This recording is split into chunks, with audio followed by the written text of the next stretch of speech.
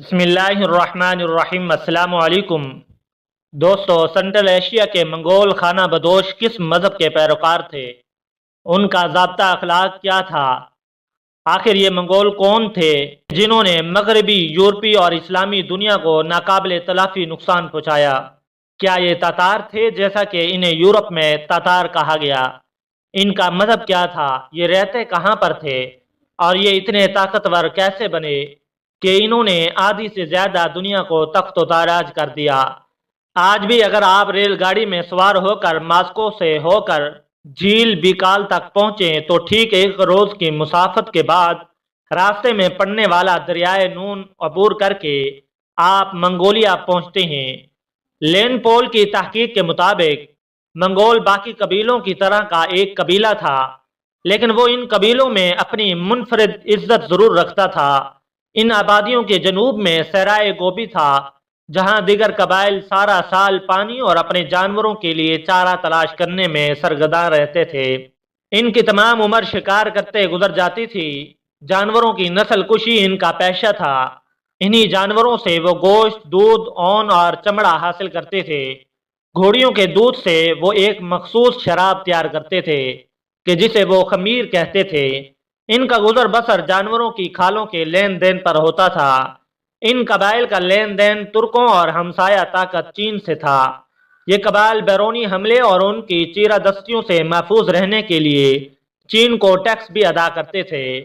اس علاقے کے بارے میں معلومات 13ویں صدی میں دستیاب ہوئیں، جب دو یورپین انگریز جان اور ولیم نے ان علاقوں میں پہنچ کر باقی دنیا کو ان قبائل کے بارے میں معلومات فراہم کی۔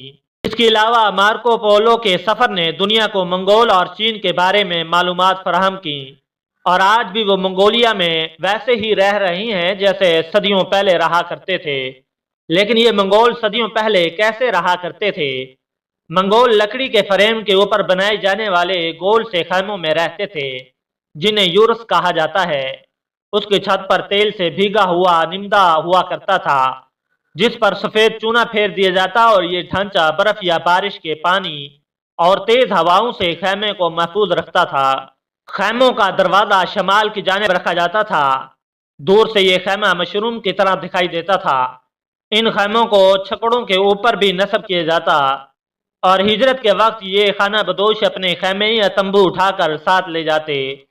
کیمپوں کی جگہ کا انتخاب کرتے وقت وہ گرمی اور سردی کے موسموں کو بھی مد نظر رکھتے۔ چھوٹے خیموں کے ساتھ بڑے خیمے بھی ہوتے تھے، جن کا طول و عرض 30 فٹ تک ہوتا تھا، اور ایسے خیموں کی تعمیر کے لیے ضروری عمارتی سامان بیل گاڑیوں کے ذریعے لایا جاتا تھا۔ خیموں کے دروازے رنگدار ہوتے تھے، اور انہی دروازوں پر خوبصورتی کے لیے پودے، بیلیں اور درخت بھی لگائے جاتے تھے۔ منگول جنگلی جانور اور پرندے بھی پالنے کے شوقین تھے۔ خیموں کے اندر فرش پر سوکھی گھاس ڈالی جاتی تھی، جس کو جانوروں کی کھالوں اور ہاتھ سے بنی دریوں سے ڈھانپا جاتا تھا۔ خیموں کے اندر عورتوں کے بیٹھنے کی جگہ مردوں سے ہٹ کر بنائی جاتی تھی۔ خیموں کے اندر موجود آتش دانوں سے ذرا ہٹ کر گھر کا مالک کاوش پر بیٹھتا تھا۔ خیمے کے درمیان میں دھوئیں کے اخراج کے لیے ایک سوراخ بھی رکھا جاتا تھا۔ خیمے کے اندر بیٹھنے کا ایک مخصوص انتظام ہوتا تھا۔ گھر کے مالک کاوش سے آگے اس کا بھائی بیٹھتا تھا، اور پھر اس طرح بالحاظ رتبے نشستیں لگائی جاتی تھیں۔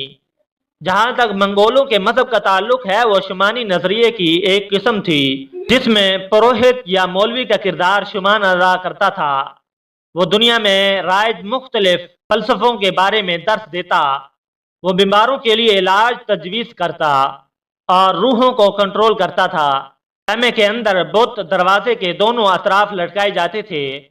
ان بتوں سے ان خانہ بدوشوں کے ذہن میں موجود انسانی تصور کا پتہ چلتا ہے۔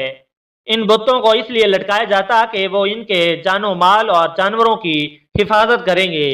ان کا عقیدہ تھا کہ ان اشیاء کی موجودگی میں ان کے جانوروں کا دودھ بڑھتا ہے اور ان کے بچے صحت مند پیدا ہوتے ہیں۔ منگولوں کے خیموں میں ریشم کی موجودگی کا پتہ چلتا ہے۔ ریشم ان کے ہاں ایک قیمتی چیز تصور کیا جاتا تھا۔ منگولوں کے ہاں چوری ایک ناقابل تلافی جرم تصور کیا جاتا، اور اس جرم کی سزا موت ہوتی تھی۔ منگولوں کا کھانا کسی ذائقہ یا لذت کے بغیر ہوتا تھا۔ ہر وہ چیز جو کھائی جا سکتی تھی وہ کھا لیتے تھے۔ حرام حلال کی ان کے ہاں کوئی تمیز نہ تھی۔ وہ کتے کو بڑی ہی رغبت سے کھاتے تھے، بھیڑیے کو بھی کاٹ کر کھا لیتے۔ لومڑیاں اور گھوڑے ان کے دسترخوان کی زینت ہوتی تھی۔ کبھی کھانے کو کچھ نہ ہوتا تو انسانی گوشت بھی کھانے سے نہیں چوکتے۔ انہیں جوئیں بھی کھاتے دیکھا گیا ہے۔ ان کا کہنا تھا کہ ہم اس کو اس لیے کھاتے ہیں کہ یہ ہمارے بیٹوں کا خون چوستی اور گوشت کھاتی ہیں۔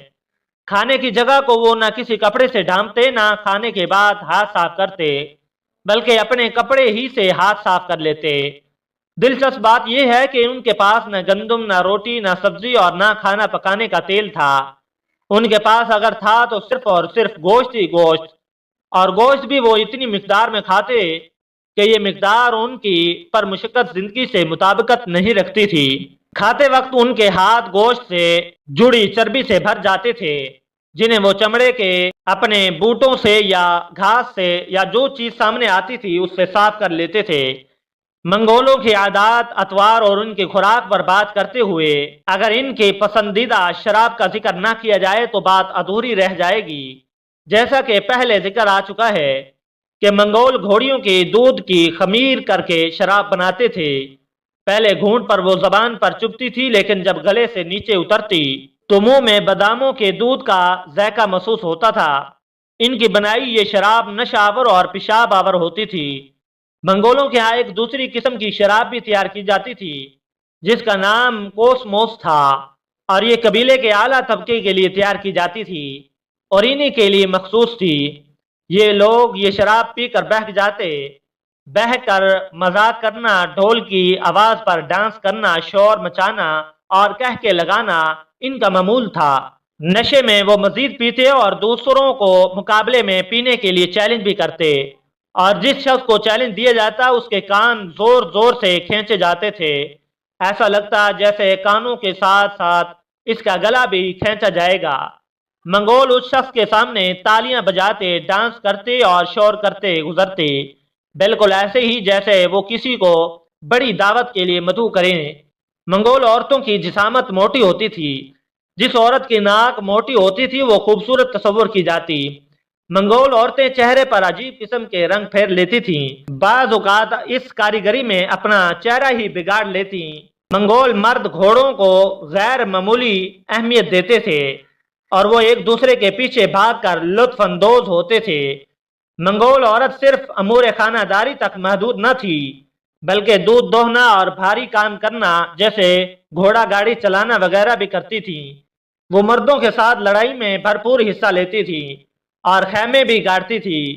منگول عورت کا لباس کچھ یوں تھا کہ اس کا اوپر حصہ وہ کپڑے سے کس کر باندھتی تھی، کیونکہ اس وقت تک عورتوں کے زیر جامہ لباس کا تصور ابھی سامنے نہیں آیا تھا۔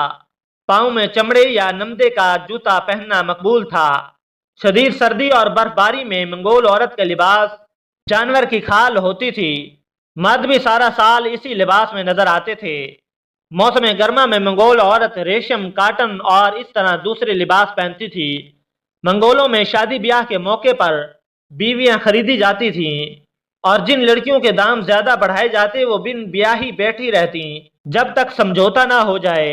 باپ کے مرنے پر اس کا بیٹا باپ کی بیویوں پر اپنا حق سمجھتا اور ان تمام کو اپنی بیویاں بنا لیتا، لیکن اس کی سگی ماں اس سلوک سے مستثنا تھی۔